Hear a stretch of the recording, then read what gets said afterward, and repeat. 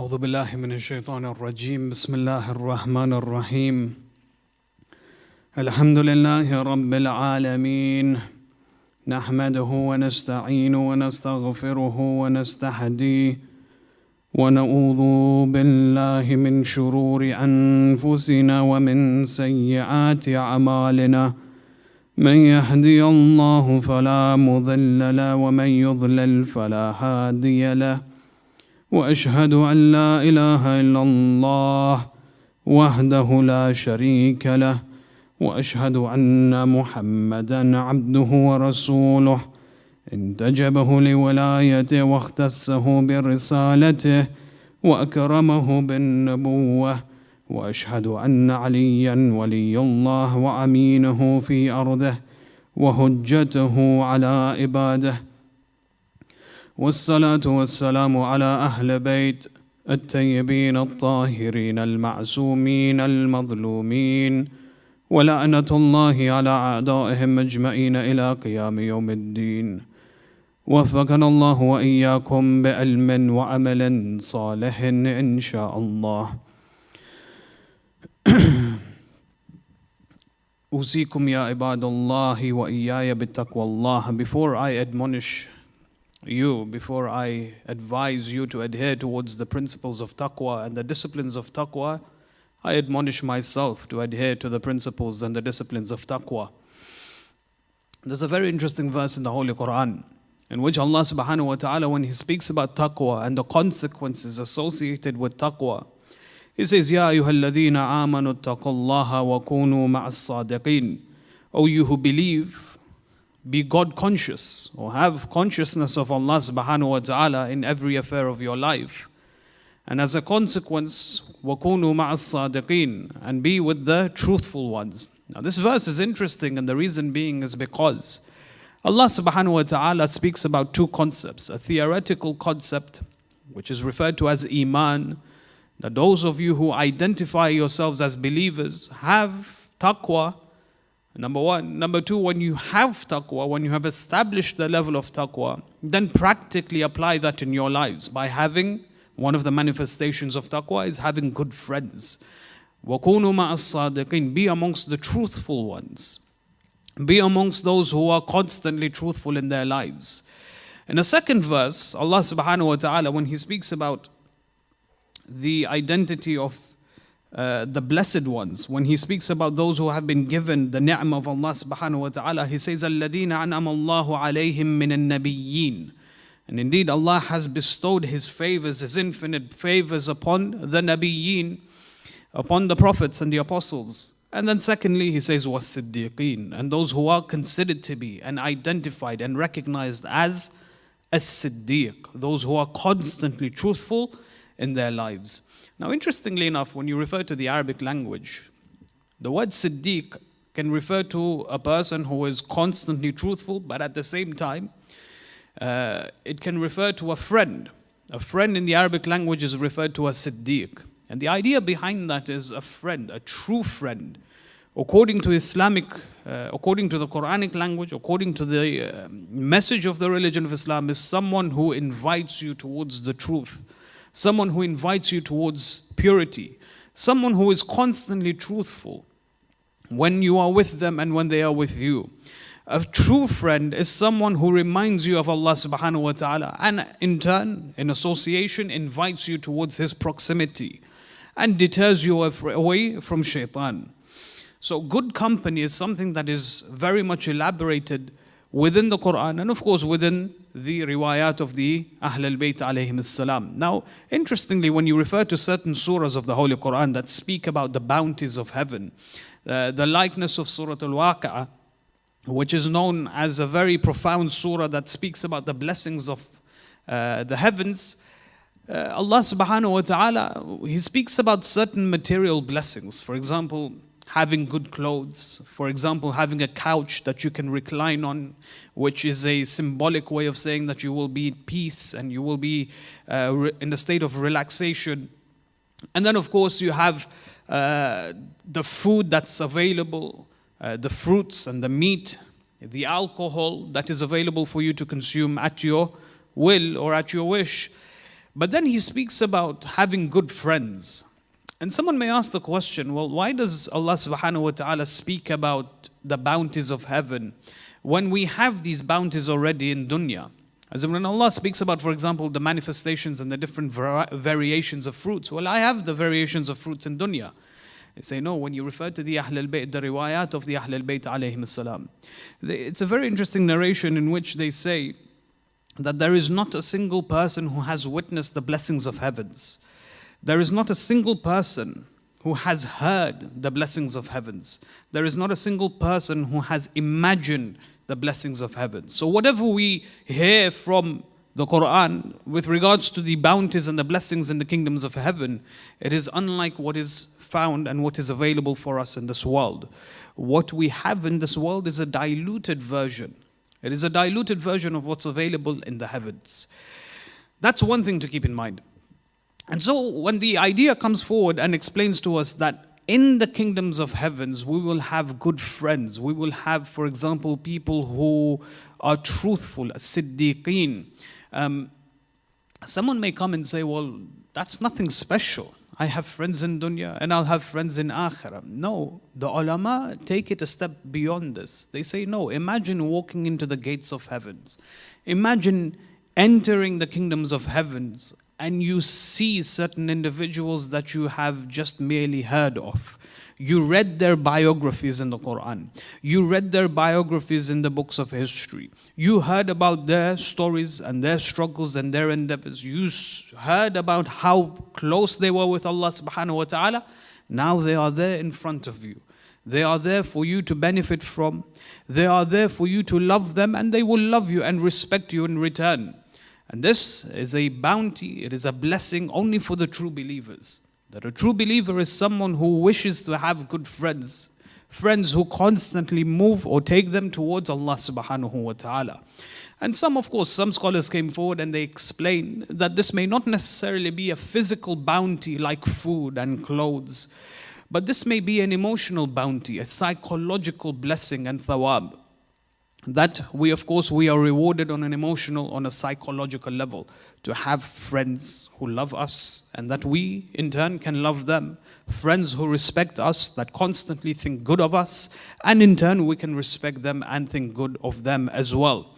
So that's something very important to keep in mind. Now, today is of course the Shahada, the day of the Shahada of the sixth holy Imam, Imam Sadiq salawatullahi wa salamuhu alayhi, who was the epitome of truth. And the reason why that is because the Imam alayhi salam, when you examine his history, when you refer to the books of history and you examine the circumstances that he lived, the political circumstances specifically, you find that he was able to expound on the religion of Islam more so than any other Imam of the Ahl al-Bayt alayhi salam.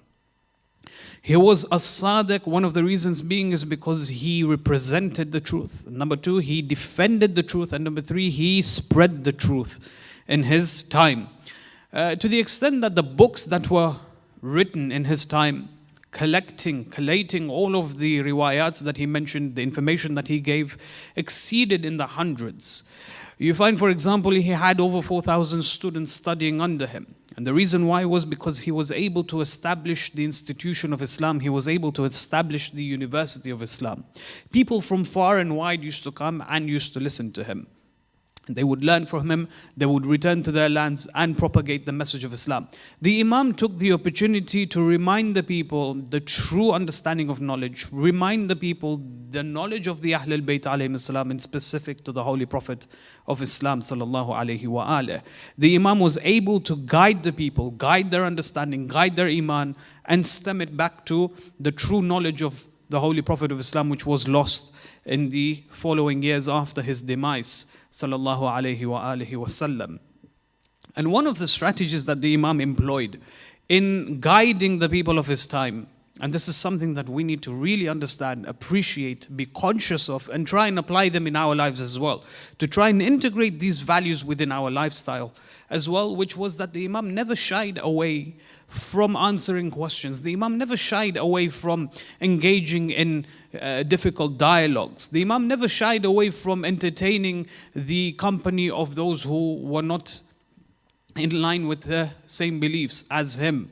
You found, for example, scholars from the Ahlul Sunnah wal Jama'ah made it their responsibility to come and see the Imam alayhi salam. And the Imam would sit with them and the Imam would discuss with them. The Imam would never close the doors of discussions with them. The Imam would always entertain their thoughts and correct them when they needed to be corrected.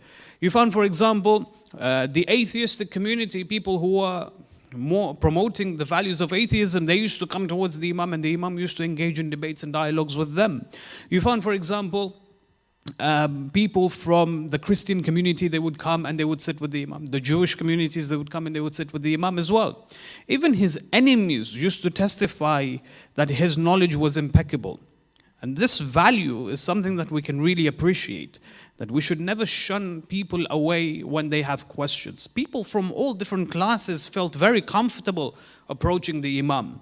A child would feel comfortable asking the Imam a very simple question and the Imam would reply it according to his level of understanding. Likewise, a scholar, a philosopher, a thinker would feel very much comfortable approaching the Imam and asking questions, some questions which was obviously not comprehensible by the people in that particular time. If the Imam was not available for them, then obviously he would designate a close confidant to try and speak with them as well. So you found that the Imam would used to always constantly interact with the people of his time, especially when it came about answering their questions. As human beings, as the followers of a religion, the madhab of the Ahl al-Bayt alayhim salam, we are not stagnant, we fluctuate.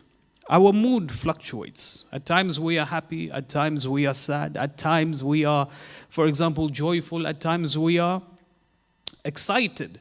At times, for example, because there are fluctuations in our moods, because there are fluctuations in our emotions, likewise we find fluctuations within our spirituality.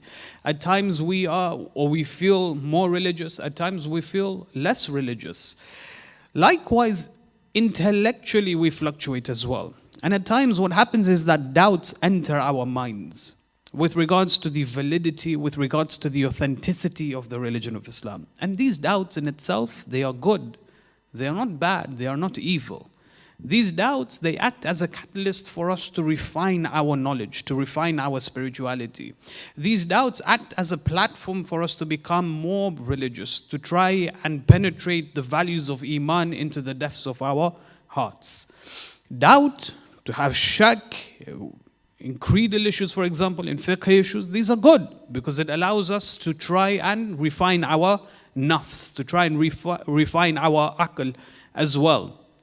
And what's important is when children or when the youth approach you with certain questions, which question the validity and the authenticity of the religion of Islam, it becomes our responsibility to not shun them away.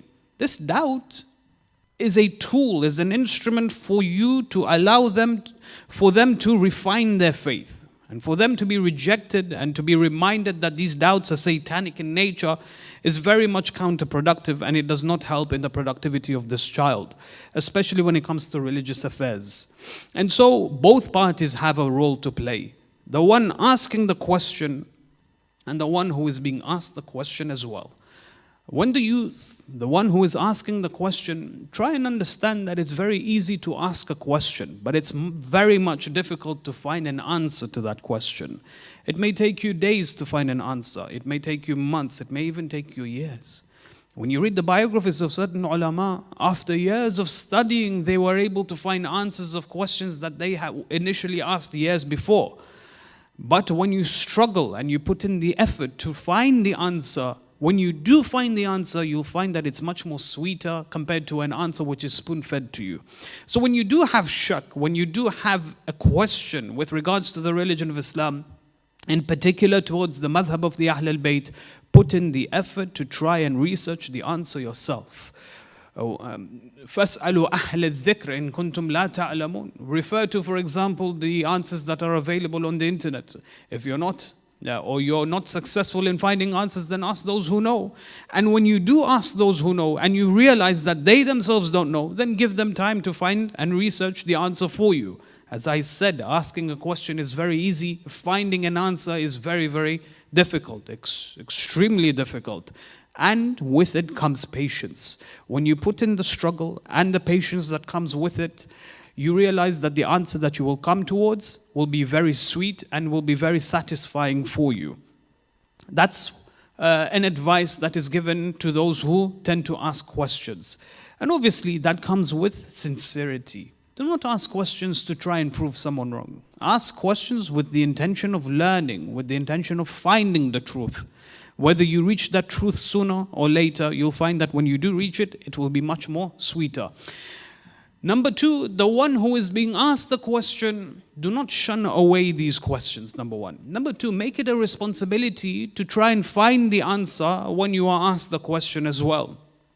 As a parent, for example, and this is very much applicable to all the parents in the community and outside of the community, when you are asked questions, make it your responsibility to sit down to find the answer as well. In turn, not only do you strengthen your iman, but you will be able to strengthen the iman of your children as well. Rather than, for example, asking the Maulana, rather than, for example, asking the questions on different forums and whatnot, make it an initiative to try and filter through some of the books, to try and filter through some of the information given to us by our ulama, understanding it, digesting that information, and being able to relate that or relay that to your children. Luqman, in the Holy Quran, one of the first pieces of advice that Luqman gives to his son, and I end with this point, he says, Ya bunayya la tushrik billah, inna shirka la dhulmun azim. He says, my son, do not engage in shirk, a sin which is not forgiven by Allah subhanahu wa ta'ala. And scholars ask the question, they say, well, why does Luqman begin with the concept of shirk? Why does he begin with the concept of Tawheed? It's because Luqman as a parent is teaching his child. He's teaching us indirectly that he has taken on the responsibilities to teach his child, his son, the primary facets of the religion of Islam. He is taking on that responsibility. He does not give that responsibility to any person in the community. The madrasa, for example, may Allah bless the volunteers and the teachers in the madrasa, their responsibility is to teach the children of the community. But what they are taught in the madrasa should be a complement of what is being taught within the house.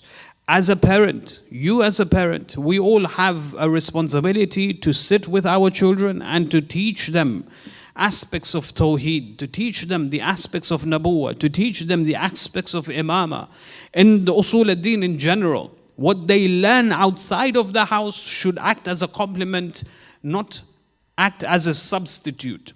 As in when you look, for example, that's not to mean that, we need to understand the intricate details of Tawheed and Adala and Nabuwah and so on and so forth. It just means that we need to put in the effort to learn some of the main arguments. For example, how to prove the existence of God without going into the intricate, intimate details of it, and be able to relay that information to our children. This is not a responsibility of, for example, the madrasa or the teachers in the madrasa. It is a responsibility of the parents themselves. And so when your child approaches you and asks you a question, you should be very much ready to answer these questions. If you are not ready, you should be able to try and research the question, to try and research the answer, to sit with your child and to then explore these doubts and to explore the answers that are available to us by our ulama as well as the Ahl al-Bayt alayhim as-salam. وآخر الدعوانا الحمد لله رب العالمين وصلى اللهم على محمد وآله الطيبين الطاهرين.